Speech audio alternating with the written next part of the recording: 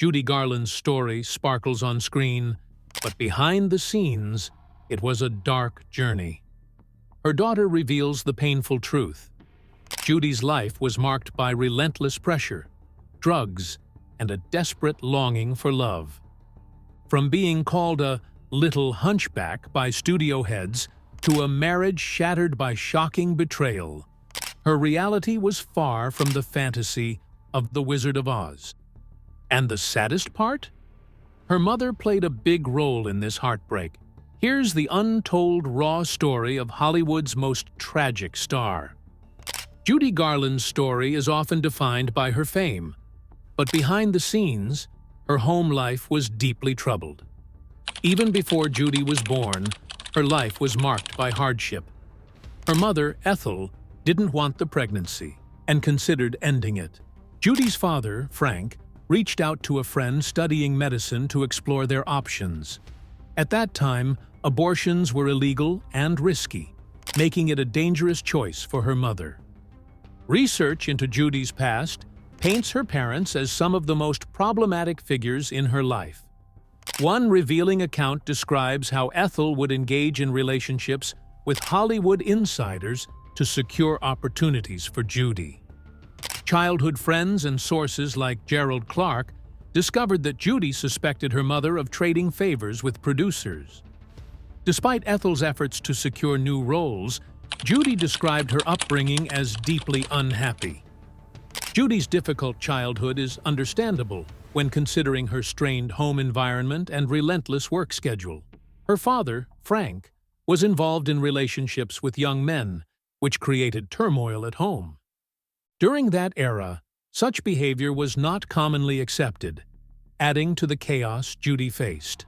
Tragically, Frank passed away when Judy was still young, just as she was beginning her contract with MGM. This loss added to the instability that shaped her early years. Have you ever heard of MGM? It used to be a notorious agency known for exploiting children and mass-producing films with them. At just 2.5 years old, Judy made her theatrical debut in Grand Rapids. This marked the beginning of her long career in singing and performing. In 1963, she mentioned that the only time she felt wanted as a child was when she was on stage performing, which is quite sad. In 1935, at the young age of 13, Judy Garland signed her first contract with MGM. The studio demanded that she maintain a childish appearance for as long as possible. She was forced to diet constantly, and her chest was bound to make her look less developed. What's sick about this situation is that Judy's mother was okay with these Hollywood executives making her daughter feel inferior, starving her, and forcing her to suppress her natural development. One can only imagine the impact this had on Judy's mental well-being. Now, let's discuss the creepy studio head at MGM, Louis Mayer. He definitely took advantage of Judy. As the big boss at MGM, he referred to Judy as his little hunchback. What's so disturbing about this man is that he would convince Judy that his behavior was normal. He would say things like, "Oh, you're singing from your heart. Your singing is so beautiful." And then he would grab her left breast, where her heart was, and squeeze and touch it. Remember, Judy was only 13 years old at the time. Judy Garland faced many challenges during her time in the entertainment industry. One of the most troubling aspects was her relationship with studio head Louis Mayer. Mayer would often touch Judy inappropriately, and when she confronted him about it, he would gaslight her. He acted like a father figure to her, which was particularly manipulative since Judy had lost her real father. In addition to the harassment, Judy was also overworked and underpaid. She was paid $500 a week for her role in The Wizard of Oz, which was less than the dog who played Toto. The dog was paid $125 a week and didn't have to deal with Mayer's advances. Judy once said, "He'd say this girl is great, and the reason is that she sings from the heart, and with that, he'd always find my left breast with his hand. I often thought I was lucky that I didn't sing with another part of my anatomy." It's disturbing that a child had to go through such experiences, and it's even more troubling that her mother was likely aware of the situation and did nothing. Mayer also tried to keep Judy looking as young as possible, taping down her chest and putting her in painful corsets. He would cast her in roles that were too young for her, making it a struggle for Judy to maintain a youthful appearance. Let's discuss Judy's horrific drug and dieting experience. To lose weight quickly, she took amphetamines, which led to a cycle of drug use, tardiness, and a nightmare for everyone involved. Judy was petite, only 4 feet 11 inches tall, and the additional dieting and drugs pushed her over the limit. One of her ex-husbands stated that throughout most of her teen and adult life, she was either on Benzedrine or a diet, or both. He mentioned that unlike other actresses, she couldn't hide extra weight, especially in dancing and singing roles with revealing costumes. At 4 feet 11 inches, she could appear heavy or out of proportion on screen even when underweight. MGM was incredibly strict with Judy and their stars. People were hired at the studio to take food away from her. If she had a plate of food, they would grab it because she wasn't allowed to eat it. Instead, they gave her black coffee and up to 80 cigarettes a day to curb her hunger. Judy was also given various drugs, which is still shocking. A doctor was hired to prescribe sedatives, amphetamines, and other drugs to control her mind and appetite. Imagine being only 18 and already hooked on drugs. This is what happened to Judy. The constant supply of medication from the studio doctor marked the beginning of her long struggle with addiction. Some pills were meant to control her weight, while others were given to manage her erratic sleep patterns due to the back-to-back filming schedule. The cycle of being put to sleep and then woken up with more drugs was relentless. The intention wasn't to make her an addict, but the result was the same. She once confessed her desire to quit, but she felt powerless, trapped under the thumb of Mr. Mayer and the studio's demands. It's unbelievable how these Hollywood execs, in their rush to churn out films, treated their actors as disposable. Judy was no exception. Their treatment of her was appalling. Even when allowed to eat, she was only given chicken soup. Her ex-husband mentioned in his book that she used her weight as the reason for her drug use. But in reality, she was dependent, unable to function in front of the camera without them. She was caught in the grip of addiction. All of this repeated drug use combined with her extreme diet took a huge toll on Judy. She started becoming too thin, losing her hair, and had no way to seek help. Her weight dropped precipitously, and her hair was falling out. The studio recommended a doctor who actually gave her shock treatments. Back then, options were limited. People weren't as aware of addiction recovery resources as we are today. While Alcoholics Anonymous, AA, existed, it wasn't seen as a place for women, let alone famous figures like Judy Garland. Judy faced significant struggles, and one of the most challenging influences in her life was her own mother. In a revealing 1967 interview with Barbara Walters, Judy shared a haunting memory from her childhood. She recounted how her mother would stand backstage as she performed, pushing her even when she was ill or feeling unwell. Her mother would say, "You get out there and sing, or I'll wrap you around the bedpost and break you off short." And so, despite how she felt, Judy would perform. The pressure and exploitation Judy experienced were unimaginable, driven by her mother's relentless pursuit of financial gain. In that same interview, Judy spoke candidly about the dynamics with her mother. Walters asked, "Did you have a stage mother, like the ones we hear about, who never give up?" Judy replied, "My mother was truly a stage mother." Walters pressed further, "A mean one, wasn't she?" Judy confirmed, adding, "Yes, but you didn't know her, thank goodness. She had no talent and was very jealous." With a touch of dark humor, she continued, "My mother died, and whenever I talk about her, and I should, because she was so wicked, she inevitably knocks one earring off, so she's still around. Mother, behave yourself." Then she repeated how her mother would stand in the wings, issuing threats to make sure she performed, no matter how sick or exhausted she was. At just 19, Judy Garland's life was in turmoil. Her home life was difficult, and her work environment at MGM was overwhelming. Searching for a bit of personal happiness, she chose to marry David Rose, despite strong objections from her mother and studio head Louis B. Mayer. This marriage was Judy's attempt to take control of her life and make a decision for herself. But when she became pregnant, things took a darker turn. The news of her pregnancy was met with disapproval. Both Mayer and her mother saw it as a threat to Judy's career and MGM's profits. Reluctantly, Judy was pressured into ending her pregnancy.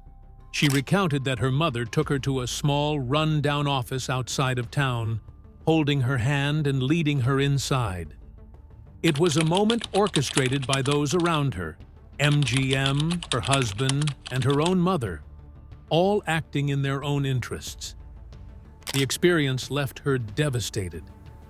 The marriage to David Rose was strained from the start and didn't survive long after that incident. It ended within 8 months, and the trauma she faced likely played a significant role in the breakup. Shortly after, Judy found herself in another relationship, marrying director Vincent Minnelli. This marriage raised eyebrows not just for the 20-year age gap, but also due to reports suggesting Minnelli was gay. At one point in her life, MGM gave Judy Garland the green light to have a child. She and Vincent Minnelli, her second husband, welcomed a baby while filming Meet Me in St. Louis. This time, the studio supported her decision to start a family. Their daughter, Liza Minnelli, was born from this union. However, the marriage didn't last long. After just a few years, they separated in 1949, officially divorcing by 1951. Not long after, Judy met her third husband, Sidney Luft. By then, her career had started to decline, and she wasn't as in demand as before. Judy and Sidney married in 1952. At that point, her career was far from its peak, and their marriage came when she was struggling to find steady work. Sidney stepped in as her manager, which raised some concerns, but he seemed to genuinely want to help her succeed. Together, they managed to produce A Star is Born, a film that gave Judy a much-needed boost. It was a hit, and Judy earned an Academy Award nomination.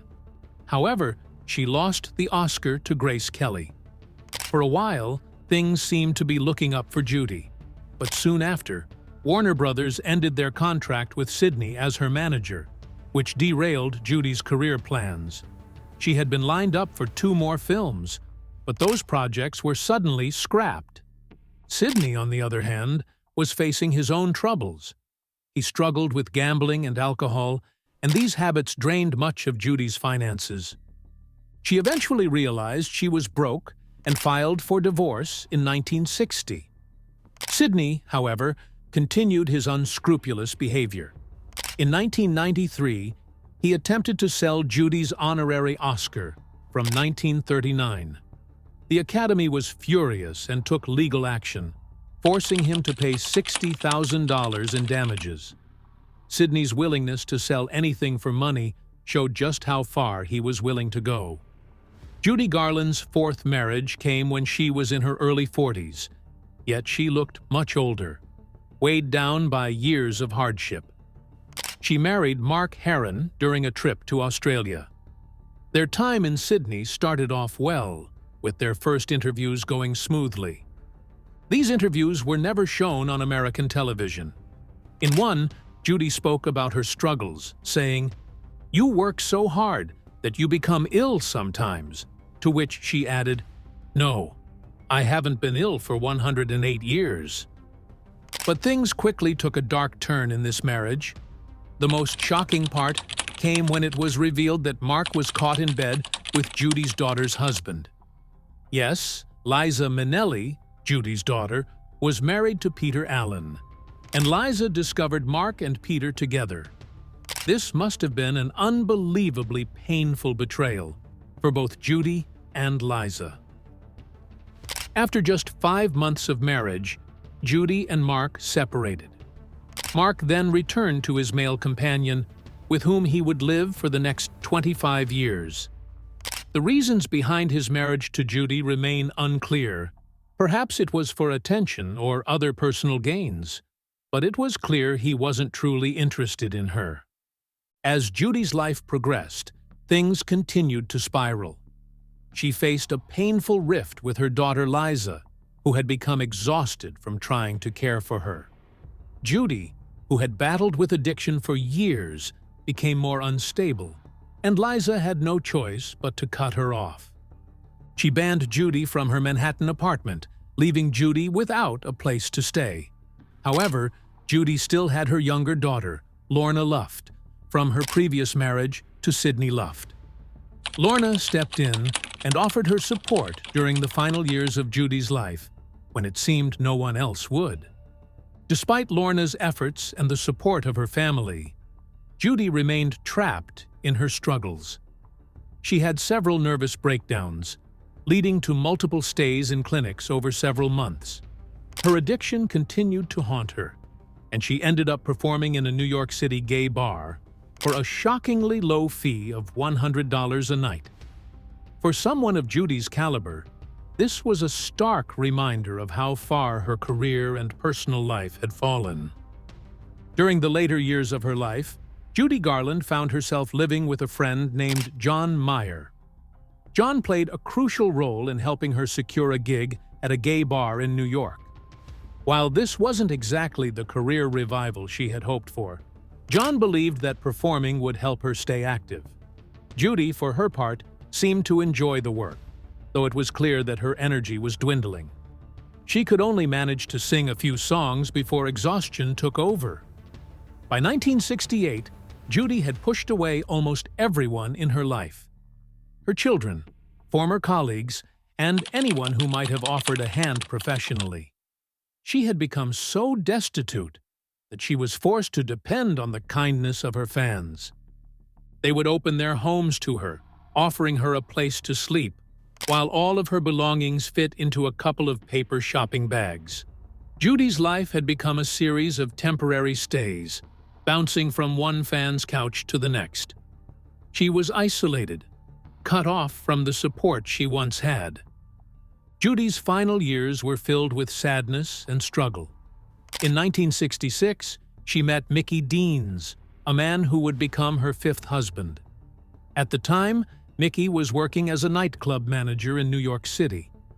He had been sent to deliver pills to Judy's hotel room, which led to their eventual relationship. Mickey, who was 10 years younger than Judy, hoped to help her revive her career, but it was a difficult task. The two married in London on March 15, 1969, a moment that Judy described as a long-awaited dream come true. "I finally got the right man to ask me. I've been waiting for a long time," she said at the time, perhaps seeing this marriage as her last chance at happiness and stability. Unfortunately, their union would not last long, and Judy's tragic final chapter was marked by her ongoing battles with addiction and instability. Tragically, Judy Garland's life came to an end in 1969, when she was just 47 years old. Mickey Deans, her 5th husband, discovered her body in their London apartment after having to force open the bathroom door. The official cause of death, as reported by the coroner, was accidental overdose. Judy's body, having endured years of drug use, simply couldn't handle the excessive amount of medication she had taken. In one of her final recordings, Judy spoke with raw honesty about the toll the press had taken on her, especially in her last months. She reflected on the constant scrutiny she faced throughout her career. "I've spent years and years trying to please through singing or acting. There's nothing wrong with that, and yet I've been called unfit by some, constantly written about or talked about by certain people. What kind of people are they? What kind of business are they in? They're dead, but they've tried to kill me along the way. And by God, they won't. Because I'm mad. Despite the crushing weight of her struggles, Judy Garland remained a remarkable woman who had an extraordinary ability to keep going. She faced unimaginable trauma and heartache throughout her life, yet she always greeted the world with a smile. Her love for her children was unwavering. In a touching moment, during a Barbara Walters interview, Judy proudly talked about her daughter, Liza Minnelli, saying, "I'm only 4'11". I'm glad my daughter's taller. I have a lovely daughter." This simple statement reflected the deep affection she felt for Liza, a love that shone through even in her most difficult times.